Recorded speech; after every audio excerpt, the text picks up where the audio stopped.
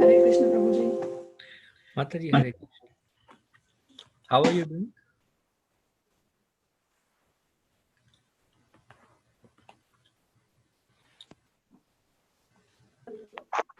Hare Krishna, Prabhu.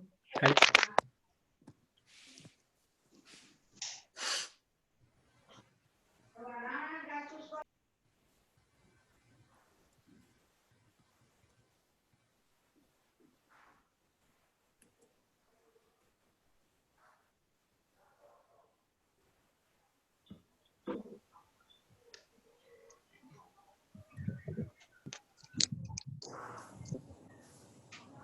Hare Krishna, Prabhuji.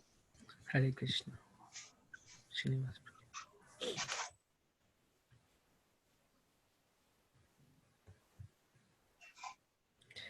I hope everyone's health is good.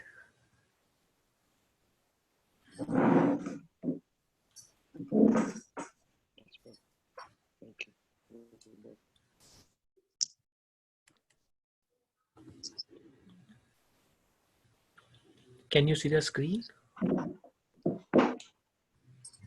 Yes, Yeah, Prabhu. Prabhuji, we can see. Yes, Prabhu.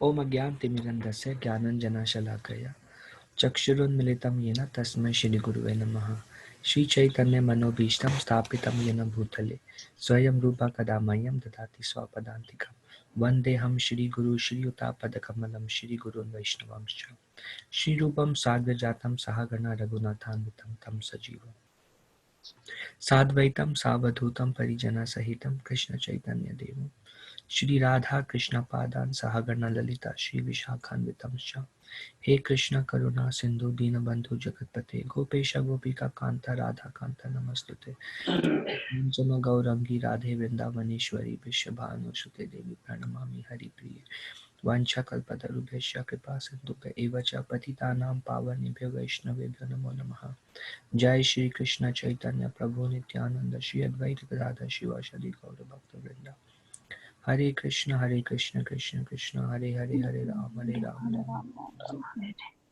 Mukhom karoti vachalam pangam matamaham gurunti natarinam parivam Shri Chaitanya Ishwar.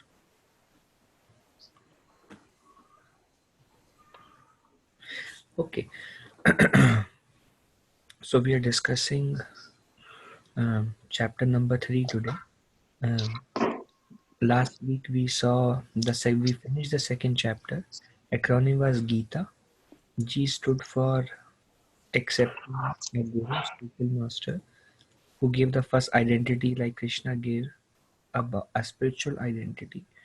Then E stood for two duties, and two duties. One is according to one ashram, one is direct devotional service. According to one ashram, uh, should be engaged in the service of the Lord. So then it becomes favorable to devotional service. Then, as we do these two duties, then we reach the stage of perfection or Atmaram. Atmaram means Rama means pleasure. Atma means self. Atma Rama means one who finds pleasure within, internally. That person becomes Atma Rama. So today we'll discuss this third chapter. The acronym for this chapter is TREE. T stands for Tyag, R stands for relief from sin, E stands for exemplary, and E stands for enemy. So um, Krishna says in Shrimad Bhagavatam, he compares the saintly person to a tree, because tree, although gives fruits, tree does not have a mood or tendency to enjoy its own fruit, and the tree is detached from its fruit and give it for others' pleasure. Likewise, a karma yogi works without attachment and use the results in the service of the Lord. Then the saintly person is said to be very tolerant, and tree is likewise very tolerant. Someone can cut the stem of the tree and tree does not retaliate. tree goes through um, snow, rain, scorching heat, and tree continues his service in spite of ups and downs in the situation. Likewise, a karma yogi is attached to performing duty, sometimes difficult, sometimes easy, and he continues his service. Now, T stands for Tyag. Um, Sometimes people ask this question in a survey: what makes spiritual life difficult? And many people say because of time, because of distractions from WhatsApp, Facebook, emails, and other things, because of health issues. So many things that people say are in some way or the other connected to time. Like it has been seen that people are able to devote more time to Krishna consciousness because of this lockdown. So when people have time, naturally their intention goes towards spiritual upliftment. But when the nature of this world is full of distractions, so many distractions from so many angles, so many engagements. So Arjuna is bringing up this point that, my lord, if I renounce, then I will have so much time. And in the second chapter, you did mention that one should go internal, should not engage in sense gratification, uh, should try to realize and connect with the Supreme. And if that is the case, then why do you want me to engage in this ghastly warfare of bloodshed and killing? Why don't I renounce and do what you told me? At one point of time, you're telling me a fool and fight. Another point of time, you're telling me um, don't be attached to the kingdom and try to connect to the Supreme and restrain sense gratification. So I am confused by your contradictory instructions. So can someone read this?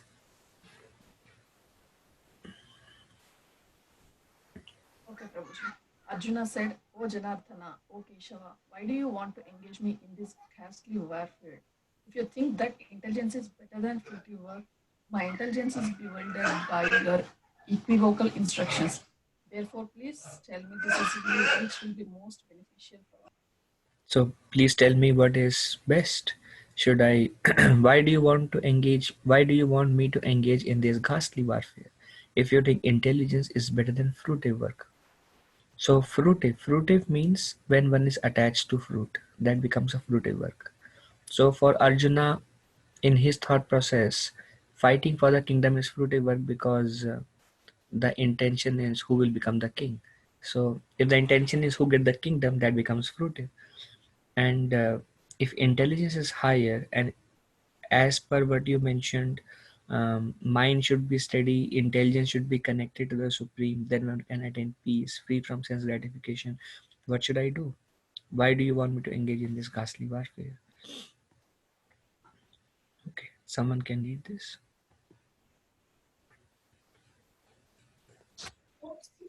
The Supreme Personality of Godhead said, not by merely abstaining from work can one achieve freedom from reaction, nor by renunciation alone can one attain perfection.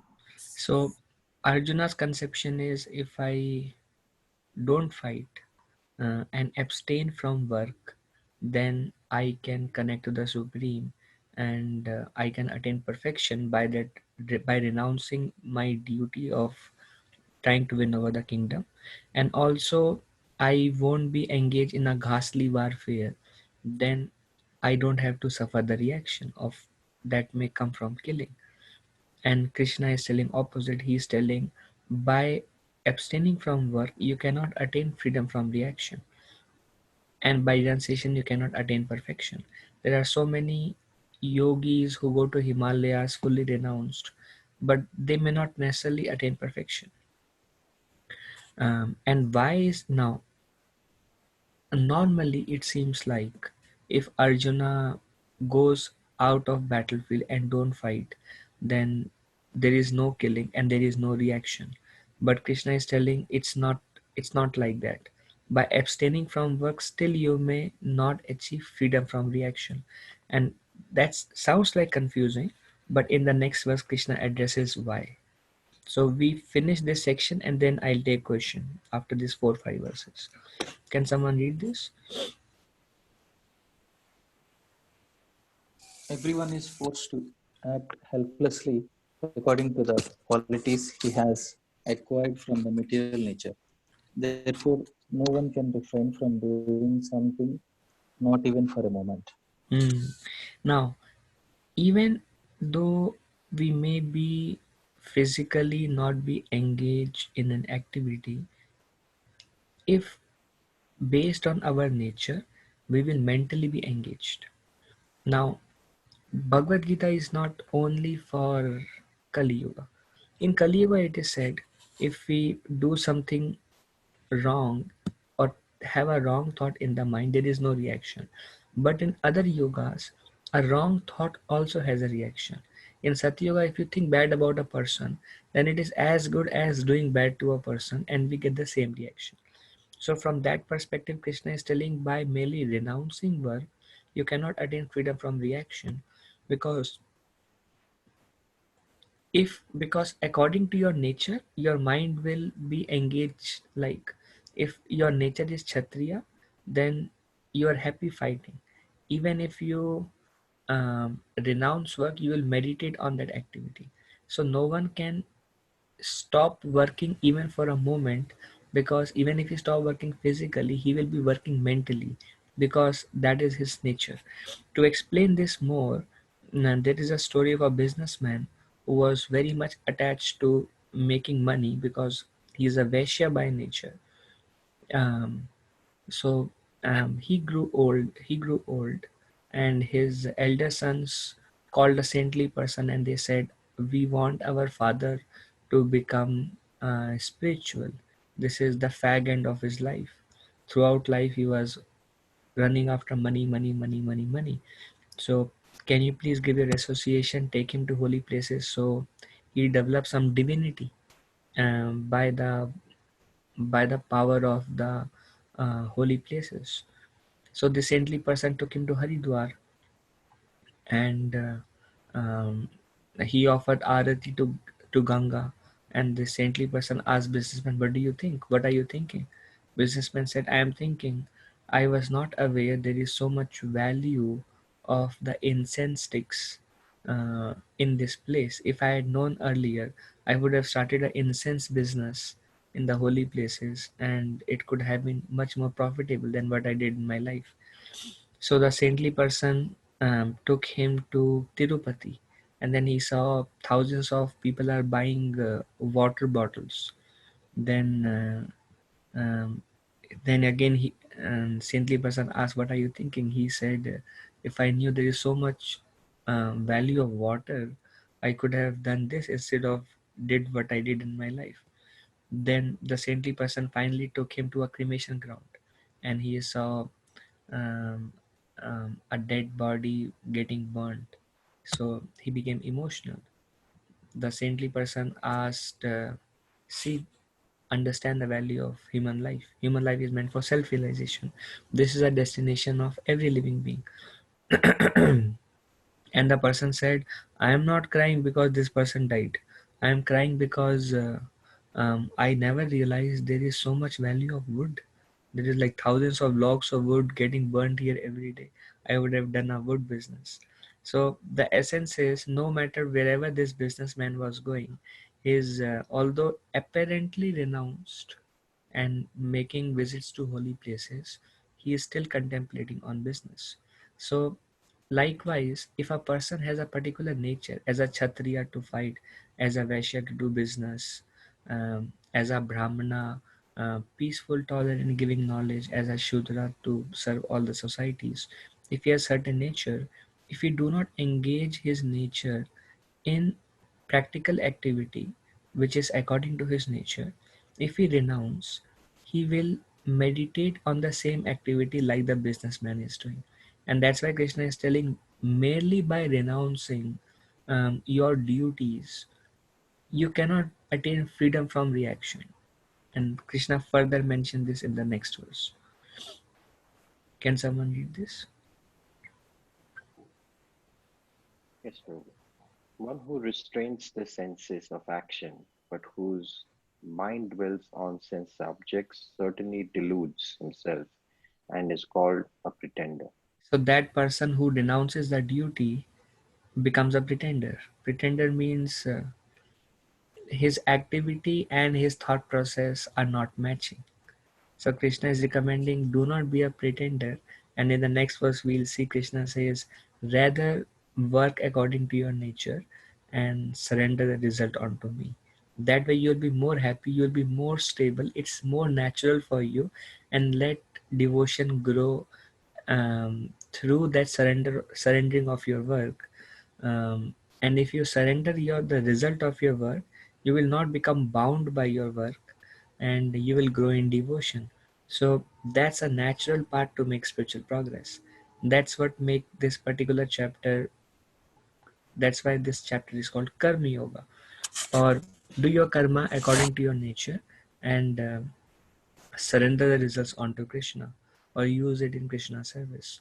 One time, one devotee asked one sannyasi in ISKCON, Bhakti Rasayan Sagar Maharaj, and he asked Maharaj, how can I make spiritual progress? And Bhakti Rasayan Sagar Maharaj said, do what you like to do it for Krishna. So we all can engage our propensities in the service of the Lord, and because that is our nature, that particular activity will make us happy. And because it is used in the service of the Lord, we are naturally following our inner calling, at the same time making spiritual progress. That's the way Krishna recommends, instead of artificially renouncing and then meditating and becoming a pretender. Some example of pretender can be these renounced people who uh, especially in India, in those temples, who live in the temple, but they meditate on who will give us money.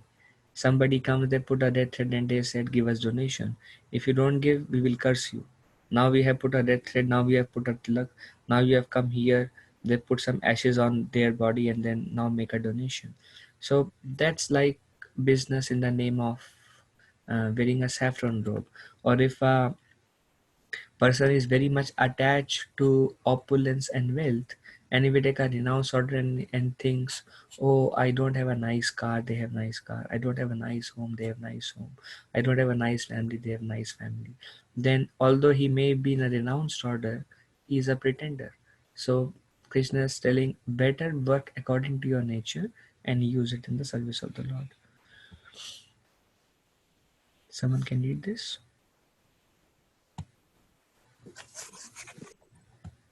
If a sincere person tries to control the active senses by the mind and begins Karma Yoga in Krishna consciousness without attachment, he is by far superior. So Krishna is telling who is by far superior, who tries to control the active senses by the mind and begins Karma Yoga. Means uh, do your duties, but don't be attached to the results. Control your senses where we want to enjoy the results of our activities, and use it in Krishna service without attachment. That is by far superior than renouncing the duty itself. And this is the last verse of this particular section of Tyag or Karma. Can someone read this? Work done as a sacrifice for Vishnu has to be performed, otherwise, work causes bondage in this material world. Therefore, O son of Kunti, perform your prescribed duties for his satisfaction, and in the way you will always remain free from bondage. So the first line is very important. First, work done for sacrifice of Vishnu has to be performed. Otherwise, work causes bondage. So if we are working whatever work based on Varna and Ashram, working because of Grastha Ashram, working because of Kshatriya or Vaishya spirit, for whatever Varna and Ashram we are working, if it is not done for the pleasure of Vishnu, it will cause bondage. So work should not be performed as per instruction of Krishna, um, for a position, for a uh, for name and fame, for money. Yes, we need whatever we need for the maintenance of the family, but that's not the goal of life. That's something we have to do as being living in this world, and to maintain the body and soul together, and to maintain the family. So do it as a matter of duty because it's needed, and make the goal uh, to go back to Godhead, to realize the Lord, and that becomes Karma Yoga. Therefore, O son of Kunti, perform your prescribed duty for his satisfaction. And if you, whatever you do, if you do it for the pleasure of the Lord, there is no bondage. But when we do it for a particular result, to obtain a particular result, and we are attached to result, that causes bondage. Because when the result is favorable, it will make us materially happy, attached, um, proud. If the result is not in favor, it will make us depressed, anxiety, suffering. So both are the symptoms of attachment. Attachment brings pride, attachment brings suffering also. But when it is done purely for the pleasure of the Lord, then you know I'm doing my part. Results are not in my hand. Let me continue my duty. Then we will, although working in this world, we'll be unattached, and no reaction will come. Okay, any question at this point of time?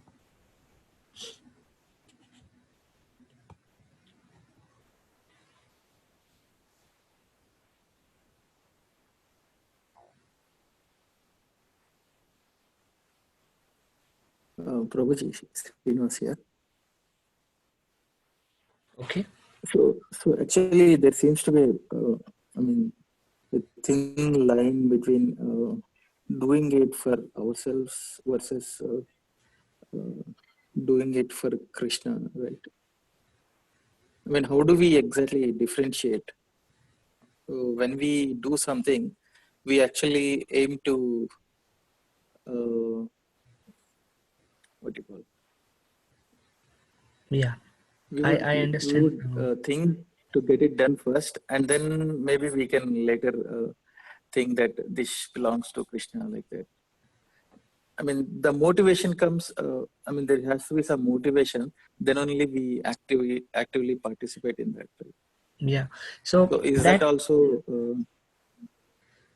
yeah, Prabhu, we have to see, like for Arjun, the motivation for work was money, opulence, fame, kingdom.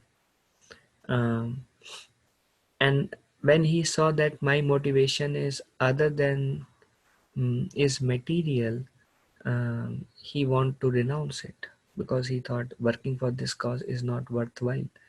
Um, Killing and doing Kshatriya duty for my own benefit is not worthwhile. That's why he want to renounce. But Krishna encouraged him, do not renounce, but you work because I want you to do it, because I want to establish dharma. And likewise, as we now, that requires renunciation, because for Duryodhan, if you give that instruction that don't fight for the kingdom, opulence, fight um, um, for the pleasure of the Lord, it won't sink in him. But because Arjuna is a pure devotee of the Lord, that's why Krishna chose to spoke Bhagavad Gita to Arjuna. It made sense to him. At this point of time, there may be doubts how, but as like Srila Prabhupada mentioned, as you make spiritual progress, renunciation will come from this material world and the results of this material world. Understanding everything in this world is temporary. Rather, let me not be attached to the whatever results come from my duties.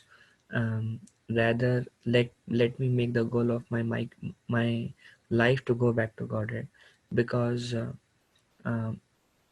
all the results, whatever I gain in this material world, does not belong to me because death separates me. There is nothing that I can claim anyways, but all I can either because of that attachment I have to take birth again and continue, but never in my life, in any of the life, I can claim anything. um, I can try to enjoy, but that is the cause of suffering. As Krishna says, "Ehi samspasa bhoga dukkha yudana evate." As we engage the mind and senses in the object of mind and senses, that is a cause of dukkha. So, as we advance, then we are not much concerned about living. It will come. We continue our duty, but the goal becomes I belong to Krishna.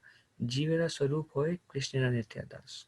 The identity of a living entity is that he is servant of Krishna, and that's where he can be happy. That's what is reality.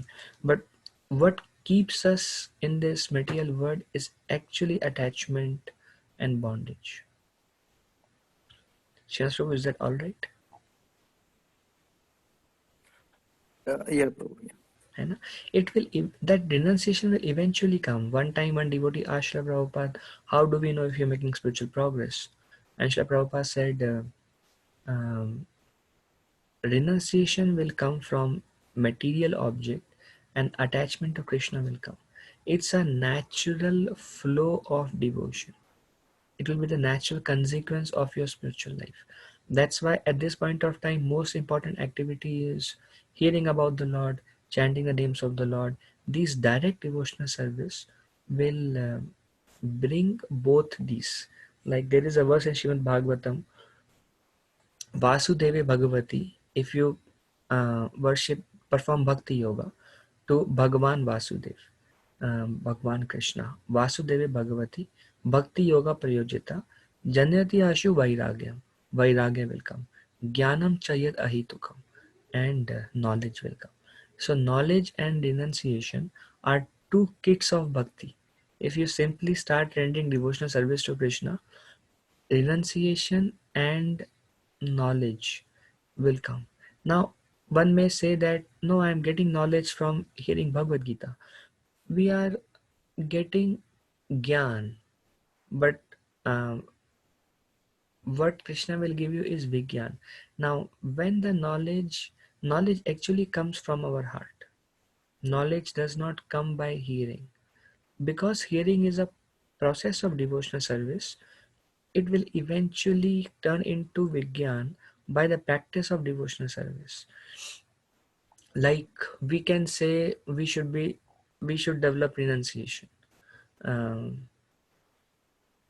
it's theoretical understanding, but when from within that feeling comes that actually I belong to Krishna and the goal of my life is to attain Krishna. Because of my attachment to this world, I keep coming back here again and again. When that comes from within, that is real knowledge. And that comes by devotional service. Is it all right? Can we go ahead?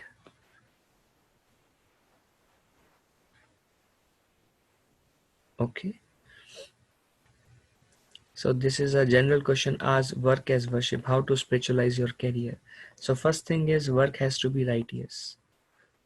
Like the other day one person was asking that I am engaged in selling meat products.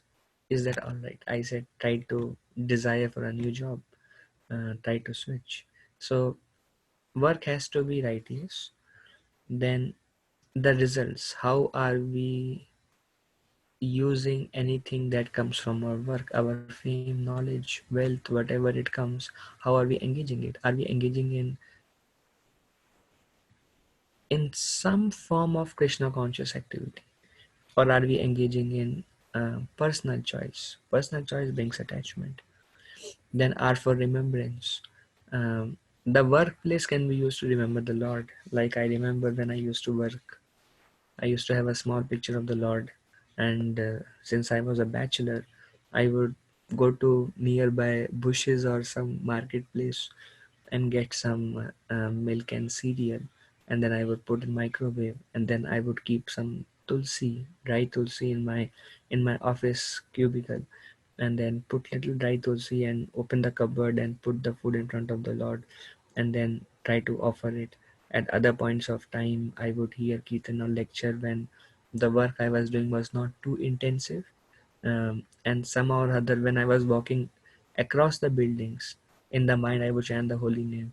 When somebody, I remember, when somebody would glorify or criticize, I would try to see this is Lord's arrangement trying to teach me something.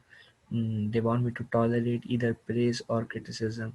And when I would get stuck in my work, then I would pray, my Lord, please give me the intelligence. You say you are the intelligent of the intelligence of the intelligent people.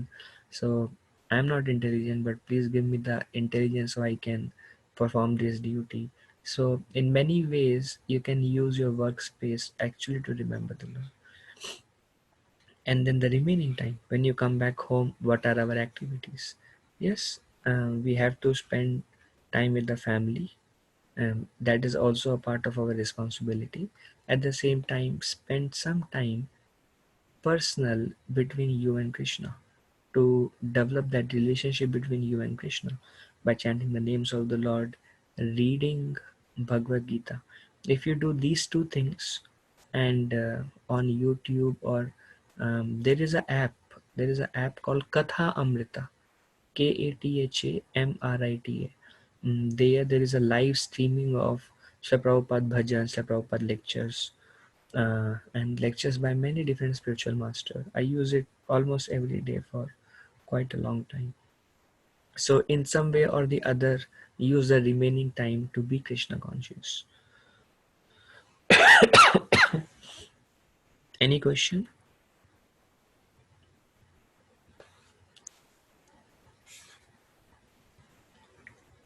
All right. Now the next is tree. R stands for relief from sin.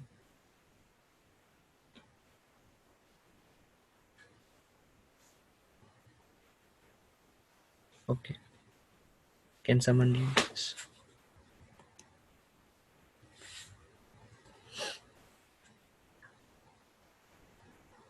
The devotees of the Lord are released from all kinds of sins because they eat food which is offered first for sacrifice.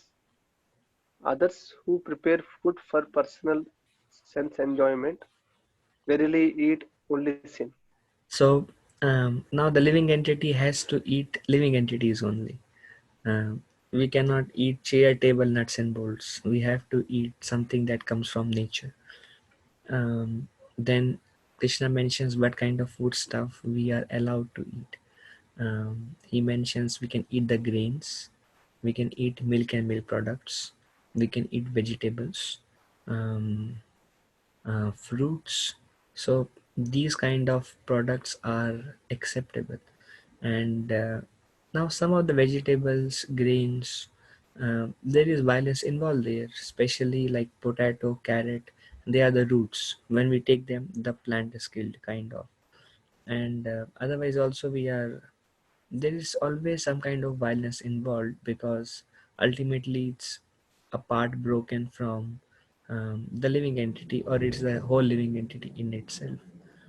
So when we offer it to Krishna, then Krishna says, I take away all the sins, because it is offered as a sacrifice. If we don't do that, then because there is violence involved, there is sin involved, then whatever we eat is sin in the form of a food. So that's why Krishna is telling food must be offered first for sacrifice. Those who do not do so and prepare food for personal sense enjoyment, they verily eat only sin. Any question here?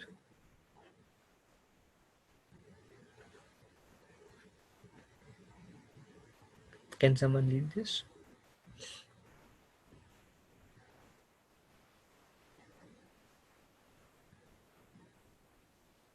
Yes, Prabhu. All living entities subsist on food grains, which are produced from rains.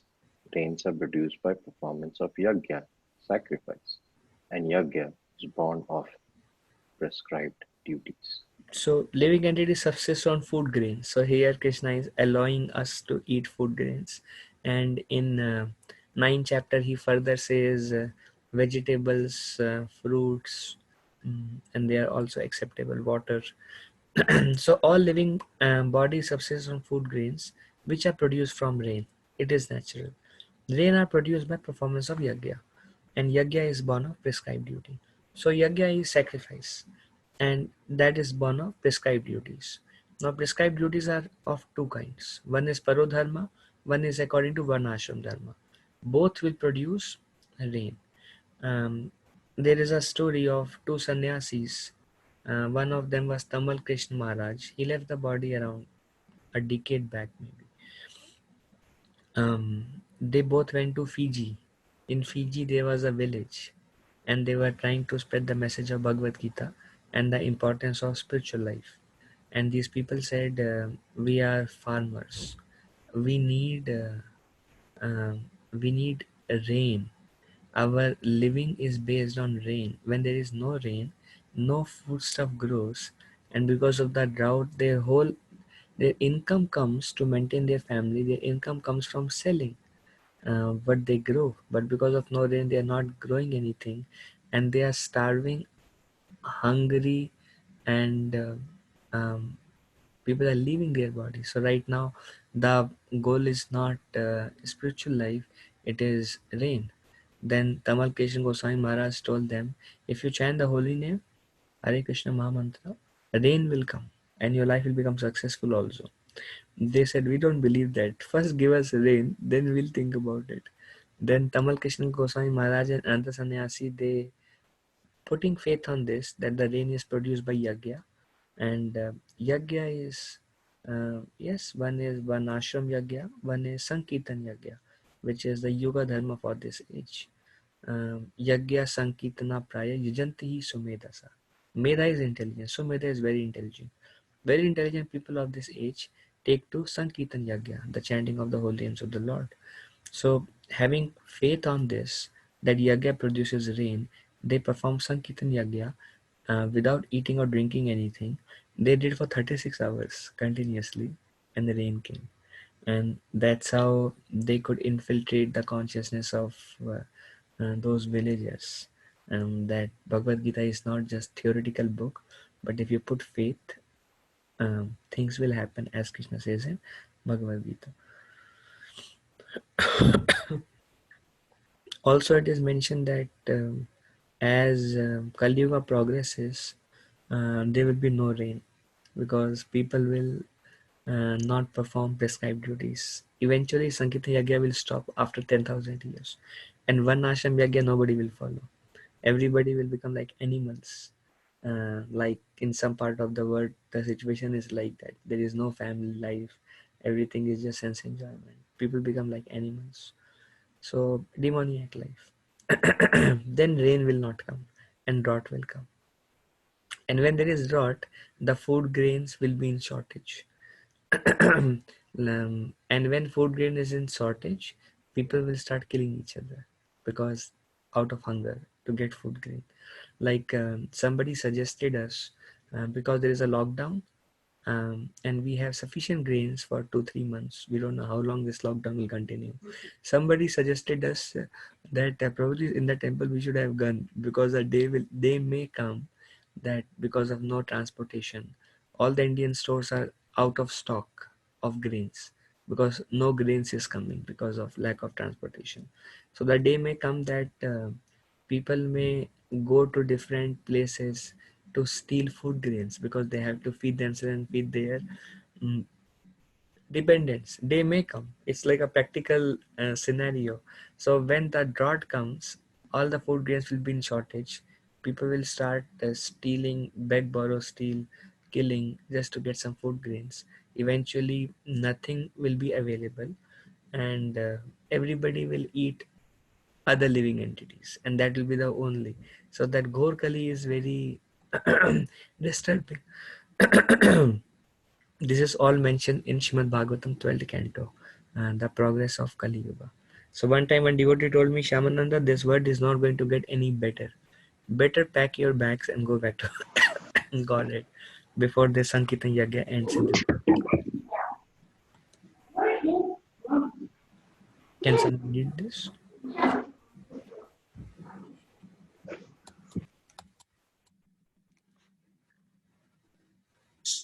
regulated activities are prescribed in the Vedas, and the Vedas are directly manifested from the Supreme Personality of Godhead. Consequently, the all pervading transcendence is eternally situated in acts of sacrifice. So here it says regulated activities are prescribed in the Vedas, and the Vedas are directly manifested from the Supreme Personality of Godhead. So what are the regulative activities? That comes from Vedas. And where are Vedas coming from? Coming from Supreme Personality of Godhead. The word uses aparusha. Parusha means man-made. Aparusha means um, not man-made. So these Vedas are not um, a mental concoction of a human being. These Vedas are directly coming from the Supreme Personality of Godhead. And somebody asks you, where is it written? Then you can say, Bhagavad Gita chapter 3 verse number 15. Krishna himself is telling that the Vedas are coming from Supreme Personality of Godhead. And those Vedas describe prescribed duties. And in that prescribed duties, everything will happen. Okay. Can someone read this? Can more devotees participate? Like those who have not read?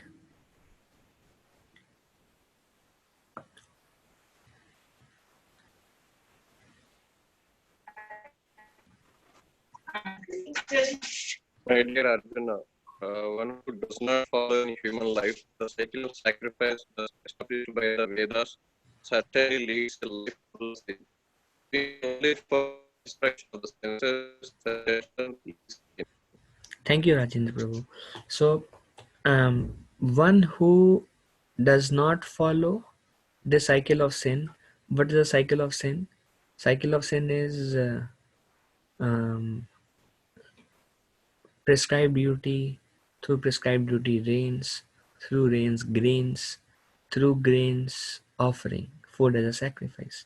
And when food is not offered as a sacrifice, it becomes sin. The whole cycle becomes sin.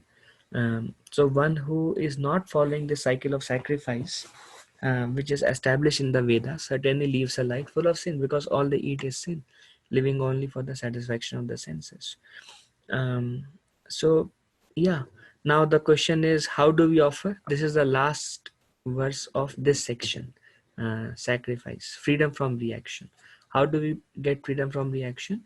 By offering food that we get as a by offering food that we cook.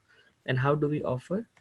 Have a separate plate, bowl, glass, spoon, whatever you cook, put in the plate, keep in front of the Lord, have a picture of Krishna, um, say Hare Krishna Maha Mantra, and with gratitude offer, my Lord, everything belongs to you. Thank you for providing. Please offer it. Please honor it. And wait for 5 minutes. Then remove the offering. We don't eat in the plate in which Krishna eats. Transfer rice to rice, dal to dal, sabji to sabji, water to water. And then everything becomes prasad. And then everything becomes pure. If you just eat Krishna prasad, you will make spiritual progress. Like there is a verse in Padma Puran which says our spiritual life begins with tongue. Tongue has two functions, to speak and to eat. So when tongue eats Krishna prasad and tongue speaks about Krishna, then the tongue becomes purified and our spiritual advancement starts with the tongue. Okay, we go to the next section. Anyone has any question, please stop me there. Next is exemplary. Um, like sometimes this question is asked, what inspires you the most to advance in spiritual life? And most of the time the answer is other people. And then this question is asked, what demotivates you to advance in spiritual life? And the answer is also other people. So our association either empowers us, uplifts us, or our association disempowers us and demotivates us. So in our life, what we can do is set a good example for others to follow. And Krishna gave two examples of people who did set a good example. Can someone read this? Yeah, I'll Kings go. such as Janaka attained perfection solely by performing so prescribed duties.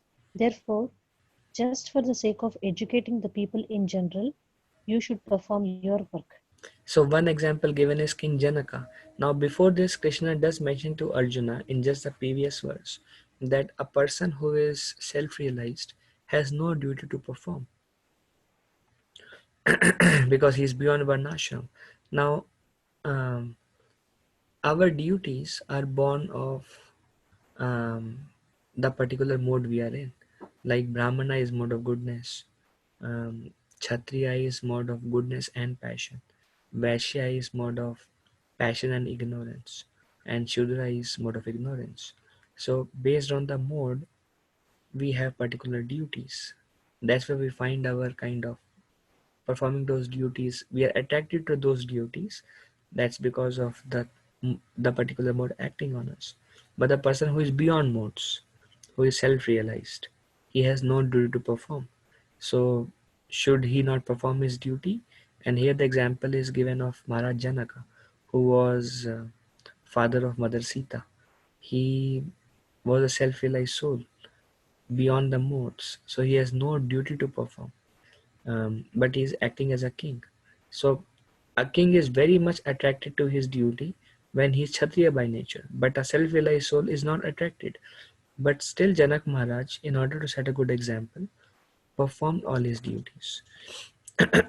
So when we perform our duty, even though one is transcendental, one should still do it to set a good example.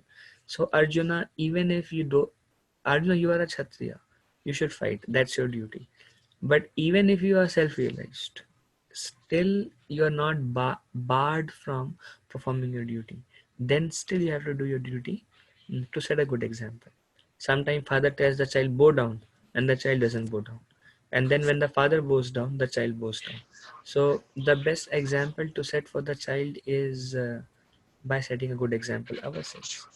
Like we see from the story of Srila Prabhupada, when he would get up, he would see his father worshipping deities every day. Every day he would get up hearing the ringings of the bell and the worship of the deity. So Srila Prabhupada was very attracted to deity worship because his father was worshipping deity. So Srila Prabhupada got his own personal deity and he would worship his own personal deity. Why he developed that desire? Because the father was doing that. So when the kids see parents every day are attending Bhagavad Gita classes, or every week they're attending Bhagavad Gita classes. So when they grow up, they will get married, and after they will have kids, and then they will say, Prabhu or Mataji, whoever, after having kids and married, we may not be there on this planet, but they will say 50 years back, my mother and father used to attend Bhagavad Gita classes every week. That's setting an example. 50 years back, every day I would get up, my mother and father would chant the holy name. While cooking bhoga, they would play some lecture. They would read Bhagavad Gita every day. That is setting an example. And if you do that, you don't have to give Krishna consciousness to your kids externally. They are imbibing it. They learn more from what you do in your day than from what you tell them what to do. So that's why I set a good example. Okay. Can someone read this? Prabhuji, I have a question in All the right. previous slide. Okay. In the picture, it shows Narak and Swarg. And this is, there are, I think, some Kshatriyas going to the Narak.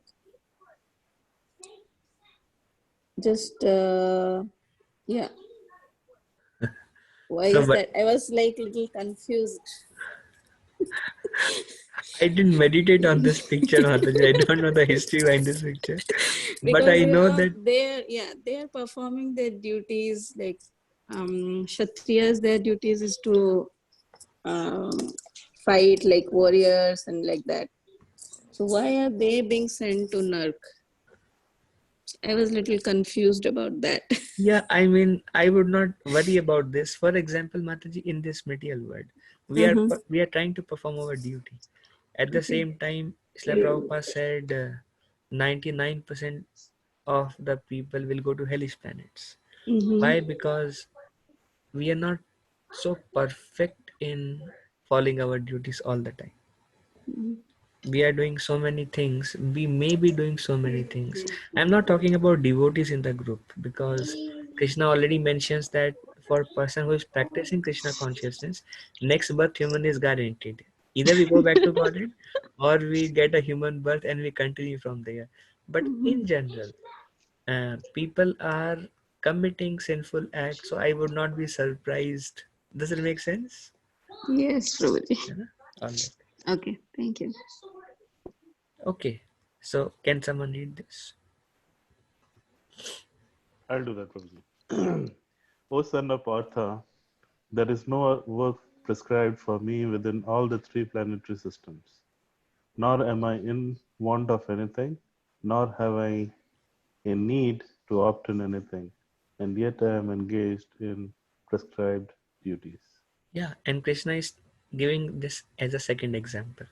He is telling he's Supreme Lord. There is no work prescribed from him, because prescription of work is based on three modes. There is no work he has, nor am I want of anything. I'm not fighting to gain the kingdom. You will become the king. I'm just assisting you. Nor do I need to obtain anything. Why? Everything belongs to me anyways. Yet I'm engaged in prescribed duties. So whether we are self-realized soul or we are in mode of goodness, passion, ignorance, one should perform the prescribed duty. If one is in the three modes, he should perform the prescribed duty. He will be happy doing that, and he should work in a spirit of detachment, um, in the mood to serve the Lord. Then he can go back to Godhead. And others who are already self-realized, they should do it just to set a good example. But one has to perform the prescribed duty. That's what makes this chapter again Karma Yoga. Uh, okay, someone can volunteer. Yes, Prabhuji. For if I ever fail to engage in carefully performing prescribed duties, O Partha, certainly all men would follow my path. Um, if I don't do my duty, then everybody will say Krishna did not do it. So they get a license to not do that, because we are trying to follow Krishna. Krishna is Supreme Lord. So things can be misused. Now, we know, like recently we had Ram Navami. So Lord Ram incarnation was Maryada Purushottam. He came to this world to set a good example. But Krishna did not come specifically. Krishna was never concerned to what people think about him, but Krishna was concerned to take care of his devotees. Krishna came to um, show his quality of Bhakta Vatsal. Vatsa means calf. Bhakta Vatsal means just like a cow takes care of calf with so much licking and love and devotion and care and shelter and guidance. Likewise, Krishna so lovingly take care of his devotees. So Krishna was always, for him, the most prominent thing was what will please my devotees. But for Lord Ram, the most prominent thing was to set a good example for the society to follow. That's why Lord Rama should be followed. Anukaran. Anukaran means his activity should be followed. His example should be followed. But Krishna is Anusmaran. You meditate on the pastime, but don't try to mimic the pastimes of Krishna, because Krishna's pastime is only whatever pleases devotees. Like one contradictory example is um, Lord Ram, when Sita was rescued from Ravan and then they went back to Ayodhya, then one person told this lady, she lived in the ashram of Ravana, and Lord Ram still accepted. Now, in the Vedic culture, if a woman is touched by any other man, then you cannot accept that woman back again. So naturally, this is Mother Sita, but cannot be proven. Although she went through fire yaga to said to show to other people how pure she was, still cannot convince a common man on the street in Ayodhya. So Lord Ram, understanding the mentality of the people, took Sita and put her in the ashram of Vishwamitra Muni. But on the other hand, we see in the pastime of Krishna, there was a demon named Bhaumasura. He abducted queens, daughter of kings, 16,108 kings, and um, they all prayed to Krishna. Krishna came, killed Bhaumasura, and these 16,108 queens said, "We have been touched by Bhaumasura. Now who will marry us? Either we commit suicide or we remain widowed throughout our life. We will be rejected by the society also. But we are very much attracted to you. Can you accept us as your wives?" And Krishna is Bhakta Vatsala. So Krishna didn't care what society would think. And Krishna married them and got 16,108 wives from there. So Krishna's pastimes is only like Krishna says, I will not accept, um, I will not use weapons. But then he he wanted to kill Bhishma because on that day Bhishma decided that either I will make Krishna take up a weapon or I will kill the Pandavas. And Krishna, knowing the heart of Bhishma Dev, that he want me to break my promise, Krishna has no problem breaking his promise, not worried about what the word will say, but Krishna just wanted to please Bhishma Dev. Krishna told Arjuna that um, if you run away from war, then people will call you coward, and for a respectable man, disrespect is worse than death. And he himself, when he was fighting with Jarasandha, Rukmini, um, she never saw Krishna, but she was in love with Krishna, and she was about to get married to Shishupal. And Rukmini sent a letter through a Brahmana to Krishna that if you don't come and take me, then I will commit suicide on my marriage day. And because Krishna knew Rukmini is such a devotee of mine, although Rukmini never saw Krishna, just by hearing about Krishna, she was attracted towards Krishna. So Krishna was fighting with Jarasandha and Krishna left the battle. Because for Krishna, more important is pleasing Rukmini, pleasing his devotees, than fighting the battle. Some people, that's why one of the name of Krishna is Ranchor. So Krishna never cared about his words and his promises and what people think about him. Krishna always cared about how to please my devotees. And that's what makes Krishna's pastimes very difficult for a common man to understand. That's why many people judge Krishna that what kind of supreme lord he is. But he is the most sweetest supreme lord and the supreme personality of Godhead, because he cares for his devotees. He loves his devotees, and that's why we will see in one of the verse in 9th chapter, Krishna tells Arjuna, um, Kaunteya prati janehi name bhakta pranashyati. Declare it boldly, Arjuna, that my devotee never perishes. Anybody who becomes my devotee, he can never perish. There our acharyas explain the reason Krishna did not make a promise that I declare it boldly that my devotee never perishes, because Krishna never kept his promises because love for devotees. But that's why, but any promise Krishna gave to devotees, no matter what, he'll fulfill it. So that's why he said, you declare, because if you declare, then the whole world knows that I never go against my whatever my devotee declare, I have to do that. So that is the prominence of Krishna. Okay, any question?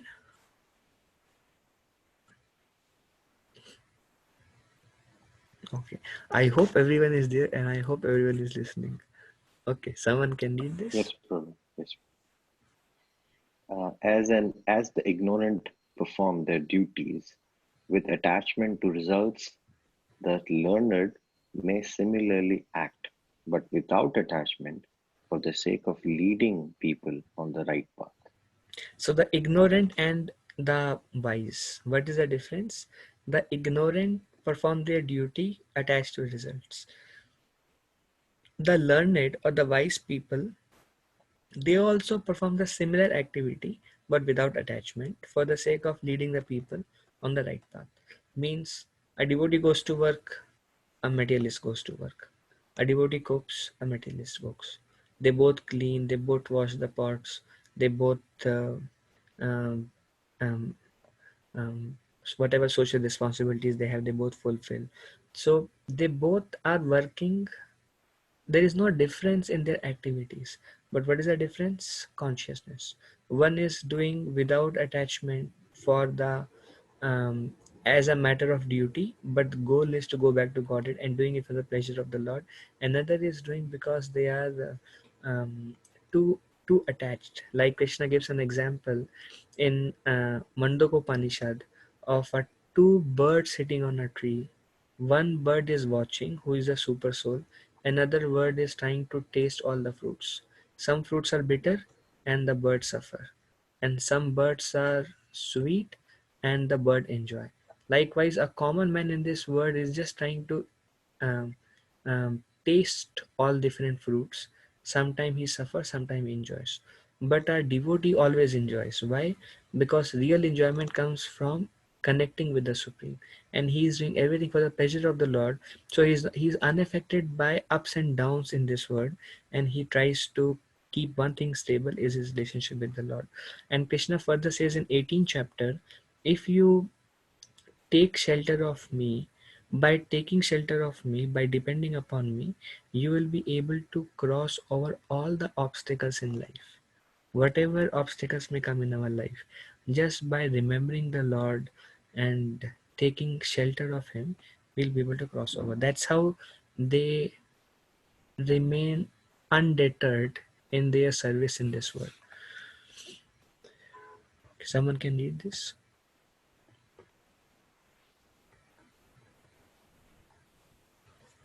So as not to disrupt the minds of ignorant men attached to the creative results of prescribed duties, a learned person should not induce them to stop work.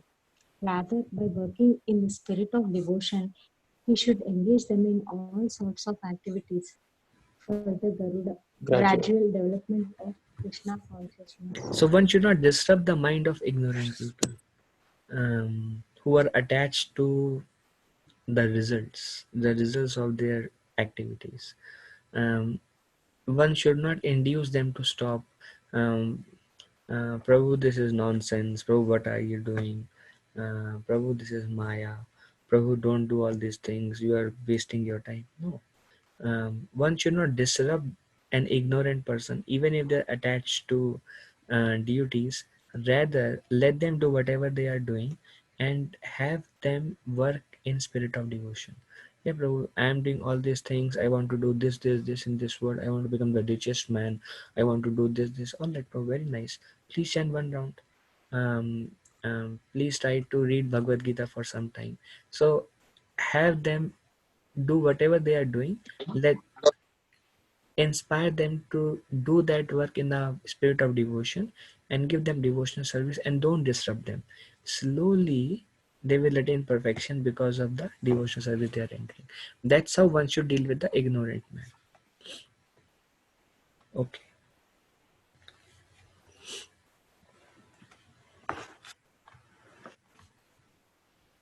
Really, even if the ignorant person is the self.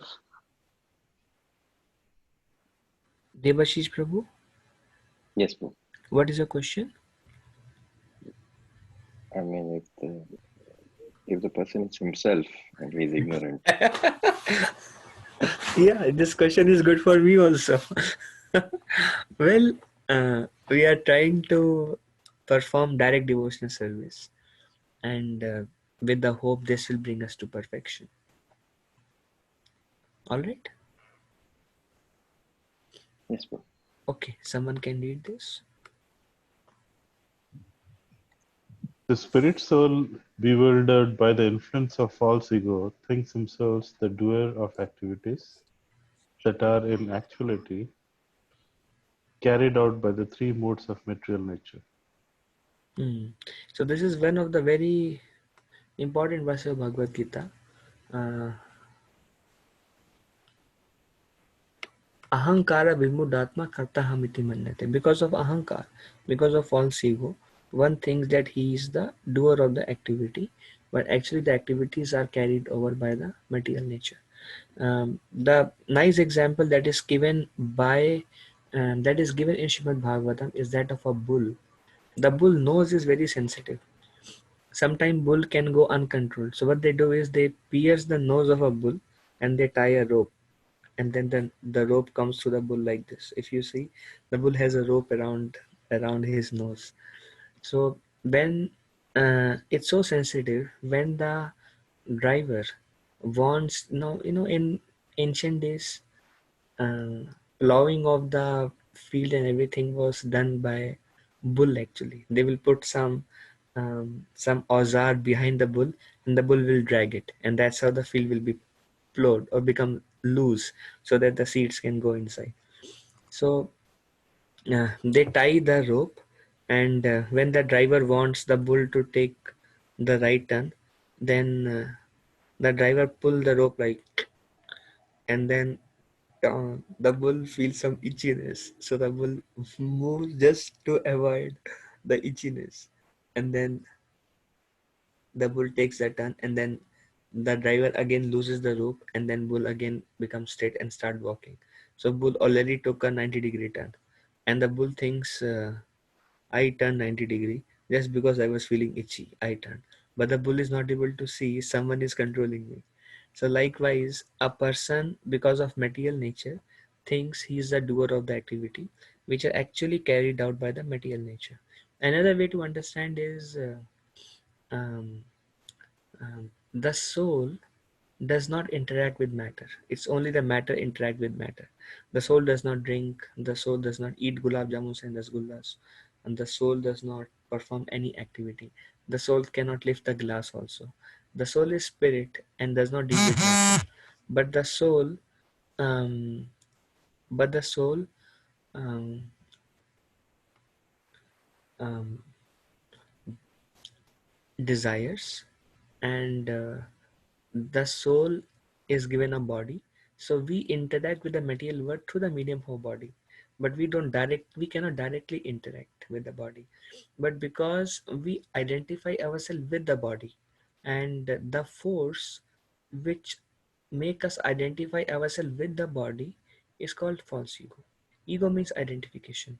False ego means false identification that I am this body, and true ego means true identification that I am servant of Krishna. So because of false ego identifying with the body, one thinks that he is doing so many things, but actually he's doing nothing, because he's only desiring. The soul only desires, and it's the material nature who deals with the matter, not the soul. So this is something Krishna is telling here, that a soul bewildered by false ego thinks he is the doer of the activities which are in actuality carried out by material nature, three modes of material nature. Okay, someone can read this.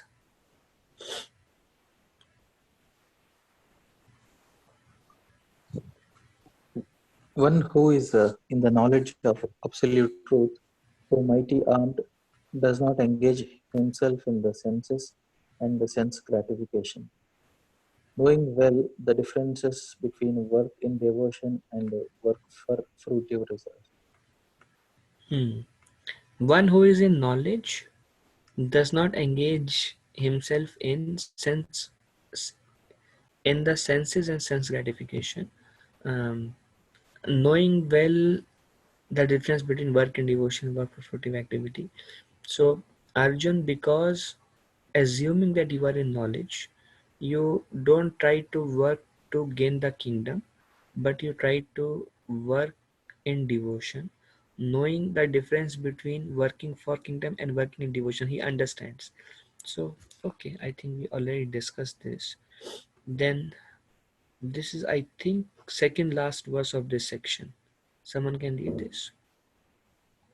Therefore, O Arjuna, surrendering all your works unto me with full knowledge of me, without desires for profit, with no claims to proprietorship, and free from lethargy, fight. Now, before Krishna says in the 9th verse in the same chapter, work must be performed for the pleasure of Vishnu, otherwise work causes bondage. And this is again real karma yoga, where Arjuna is telling, oh Arjuna, surrender all your work onto me. So Krishna is taking that position. So far, actually, it's very nice to see that Krishna is not establishing himself as a supreme personality of Godhead.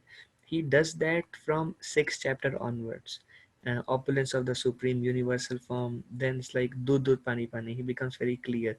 But right now, because Arjuna does not have that understanding of the who really Krishna is, Krishna is sometimes using the word Vishnu. Krishna is using the word that the Vedas came from the supreme personality of Godhead. But later on in 15th chapter, Krishna says Vedas came from me. So he's not establishing himself as the supreme personality of Godhead yet. But just like you take the person gradually to the highest perfectional stage. That's why when we read 2nd chapter, 3rd chapter, we may not be able to reach the conclusion. That's why it is mentioned that the main core chapters of Bhagavad Gita are chapter 7 to 12, which is the core Bhakti Yoga, where everything is described in detail. So here it's a hint is given, and Krishna is telling, surrender all your work onto me with full knowledge of me. But he has not given knowledge about him yet. But in the 4th chapter, that's why this is like the one of the ending section of this chapter. In the 4th chapter, Krishna tells some knowledge about himself. That's why the name of the chapter is Transcendental Knowledge. So, but here he is just mentioning with full knowledge of me, surrendering all your work onto me without desire for profit. Means don't desire if you win the kingdom or if you lose, with no claim of proprietorship. Don't think even if you become the king, the kingdom is yours, because you are not going to live on this planet long, Arjuna. So don't try to claim anything in this world, because nothing belongs to you. It just seems like something belongs to you, but you are just a caretaker for some time. After you leave, somebody it will go to somebody else. So nothing can belong to you. So without claim of proprietorship, free from lethargy, fight. This is Karma Yoga. What is Karma Yoga? Surrender the results onto Krishna. Means good happens, bad happens, do not worry about it. Perform your duty, and knowing who Krishna is and who I am and what is my relationship with Krishna, without desiring what the material gain, or without claiming anything that comes from the work. Prabhuji, how intelligent you are. You wrote such a software, because of you the whole company is saved. And if you think, yeah, because of me the whole company is saved, then we think I am the, because of me it happened. We kind of claim proprietorship without claiming any proprietorship, free from lethargy, fight. And this is the last verse of this 3rd section. Can someone read this?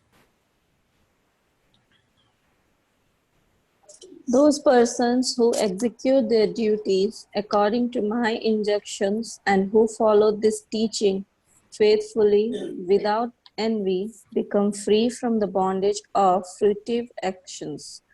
But those who out of envy disregard these teachings and do not follow them regularly are to be considered bereft of all knowledge, befooled, and ruined in their endeavors for perfection. So those who do not follow what I am saying, and why they are not following, because they are thinking, why should I follow Bhagavad Gita? Why should I follow Krishna? Who is he to tell me what is right and what is wrong?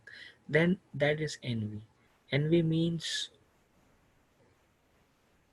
why should I follow Krishna? That is envy.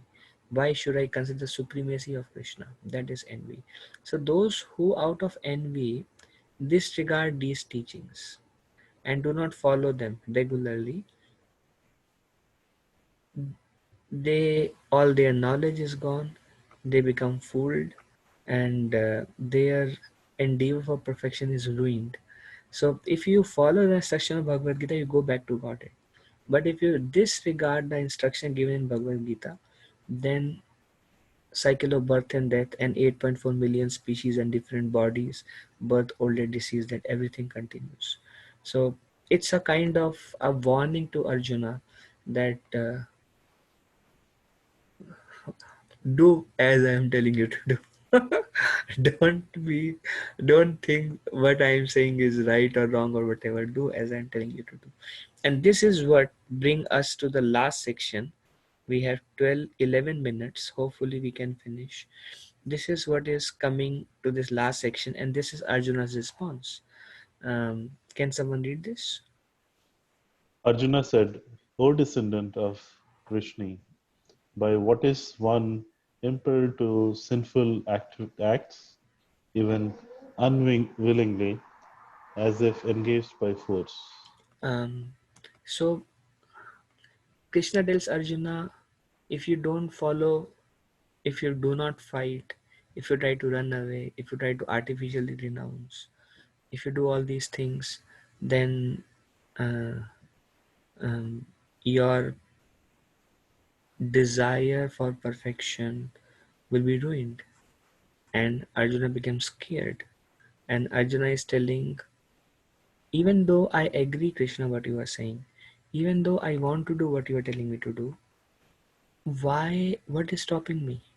I am unable to identify the force which is stopping me to do something which sounds right. And here Arjuna is asking, what is that force? By what is one impelled to sinful acts? Even though I know running away from my duty is sinful, why I am getting impelled to run away, even unwillingly, as if engaged by force? Can you tell me this? What is pushing me? Like sometimes we know doing that is wrong, and then we may be impelled to do the wrong thing even though we know it is wrong. Then what is that force that is forcing me to do wrong things? Okay,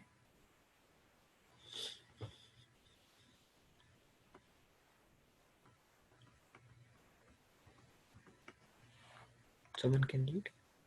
The Supreme Personality of Godhead said, it is lust only, Arjuna, which is born of contact with the material mode of passion, later transformed into wrath, and which is the all-devouring sinful enemy of this world.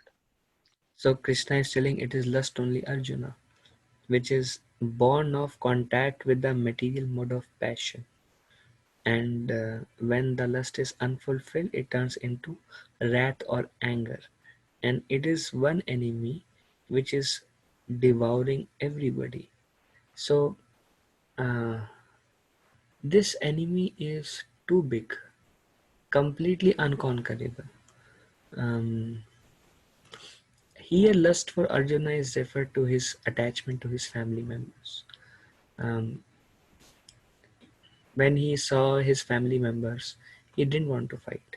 And um, he was thinking, how can I kill? And that attachment made Arjuna weak, because that attachment is making Arjuna go away from his duty. And that attachment is referred to as lust here.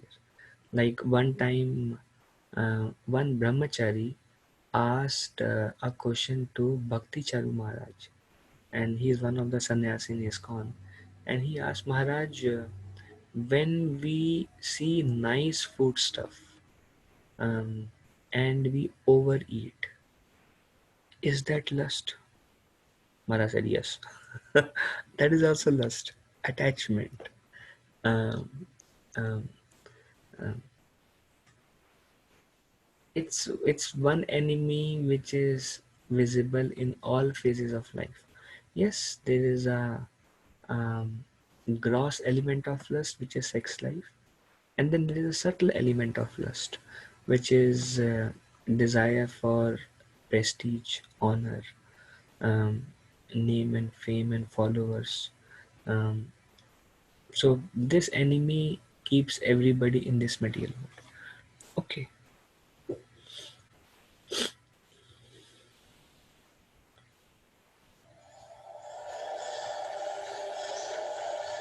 Dr. Morris finds that he's chanting Hare Krishna a little in the shower now.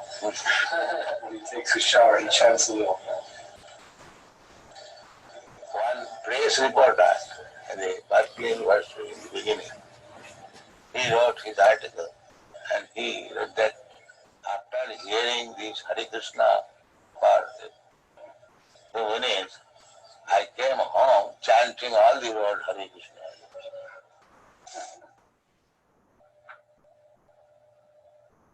So when we conquer over these base qualities, then we become happy. Tadarajastamo bhava kama lobha gayasthuji chita iti anavidyam. When the consciousness is not influenced by these base qualities, chita iti sthita shakti prasidati, being situated on the platform of Satagun, he feels happy. That is the beginning of spiritual life. And so long the mind is disturbed by lusty desires and greediness, there is no question of spiritual life. Therefore, the first business is how to control the mind so that it may not be influenced by the base quality, lusty desires and greediness.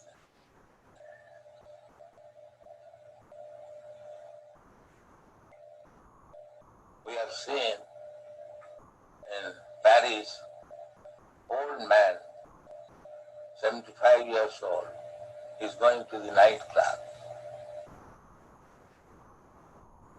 But the lusty desire is there.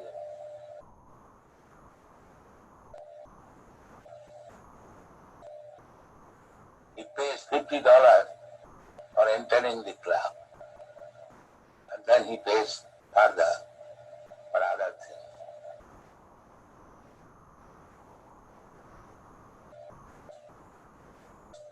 So even he is 75 years old, the lusty desire is there.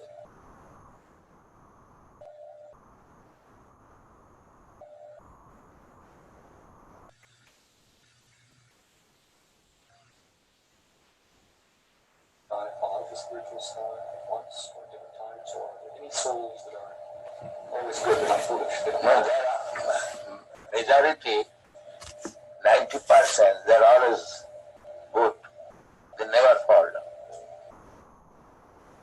So we're only 10%. Or less than that. The material, whole material world, all the living entities, they're just like in the prison house. There are some population, but they're not majority. The majority of the population, they're outside the prison.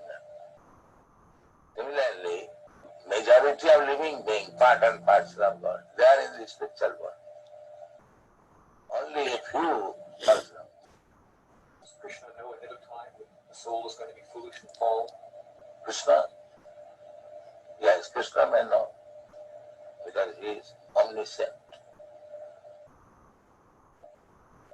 Are more souls falling all the time? Not all the time, but there is the tendency of fall down. Not of all, but because there is independence. Everyone is not liking to misuse the independence. The same example. It's like a government constructing a city and constructs also prison house. Because the government knows that somebody will be criminal. So their shelter must be also constructed.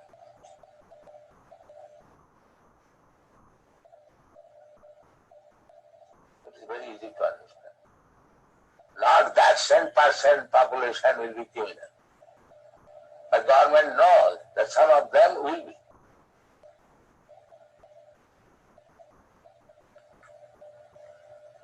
Otherwise, why they construct Krishna also? One may say, where is the criminal you are constructing?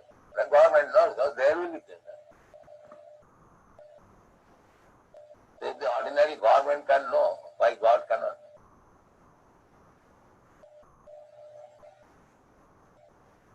Because there is tendency. The origin of that tendency. Yes. Where does that tendency? Tendency means the independence. So, everyone can know that independence means one can use it properly, one can misuse it. That is independence. Therefore, it is the duty of the human being how to control the mind. Not act like cats and dogs. That is human. You should be inquisitive. Why this happening? Why this happening? And you should take education. That is human life. That is the difference between human being and dog.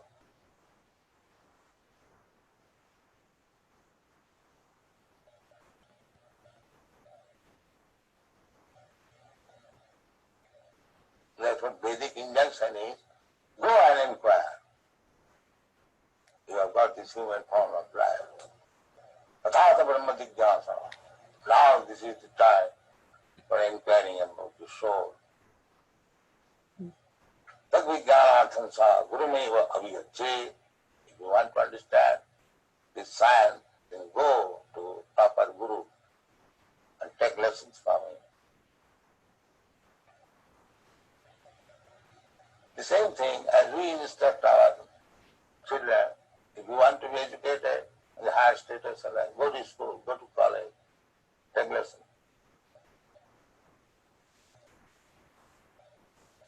That is human society. The dog's father will never ask the dog, child, go to school. They are dogs.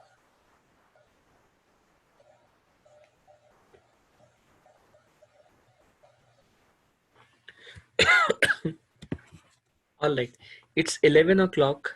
So if I will wait for a minute if someone has a question, and we will put more energy on this section of enemy next week, because there is some points to discuss on here and it will be rush if we do it now. Prabhuji, I have a question. Okay. In verse 23, for if I ever failed to engage in carefully performing prescribed duties, O Partha, certainly all men would follow my path.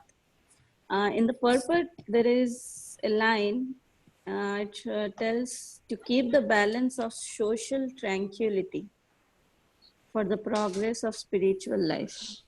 What does that balance of social tranquility means? Can you read a couple of lines before and after? Yes, the first line is, in order to keep the balance of social tranquility for progress in spiritual life, there are traditional family usages meant for every civilized man. Although such rules and regulations are for the conditioned souls and not Lord Krishna, because he descended to establish the principles of religion. He followed the prescribed rules. Otherwise, common men would follow in his footsteps because he is the greatest authority. From the Srimad Bhagavatam, it is understood that Lord Krishna was performing all religious duties at home and out of home as required to a householder. Okay. You are telling verse number 23? Yes, Prabhuji. Okay. Now, 3.23. One second. Yes, 3.23. I got an idea, but I want to double check and confirm.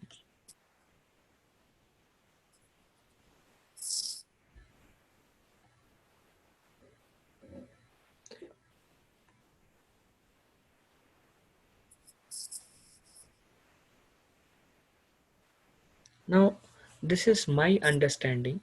Let me know if it makes sense. Social tranquility here, Prabhupada is mentioning that there is grahasthashram, there are relationships, and everyone has a particular nature, and when one acts according to one's particular nature, then one will be satisfied, and that will create a social tranquility because he will be at peace. Does it make sense? Yes, Prabhuji. Kind of. Okay, another. Kind of. Now,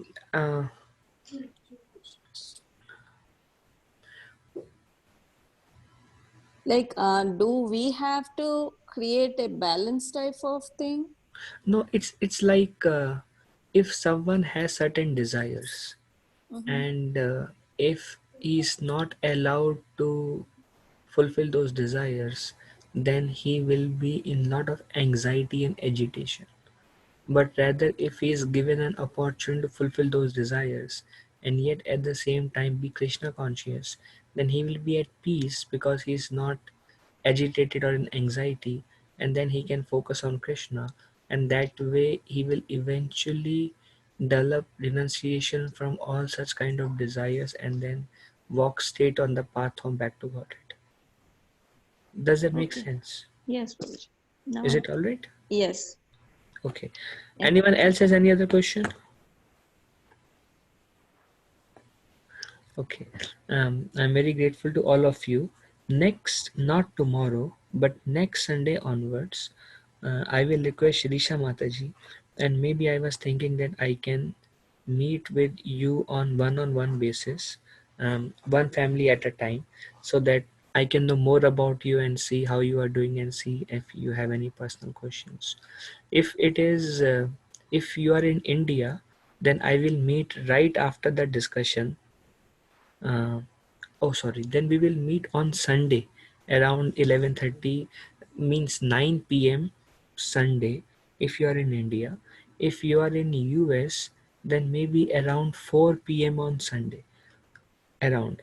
And Srisha Mataji will coordinate, and that way I can know more about you and make a personal connection with you, and see if you have any doubts, and how you are doing in your spiritual life and how things can move on further, and which part of the world you are in, what association you have. So something that I can understand you more and your situation and assist in certain ways.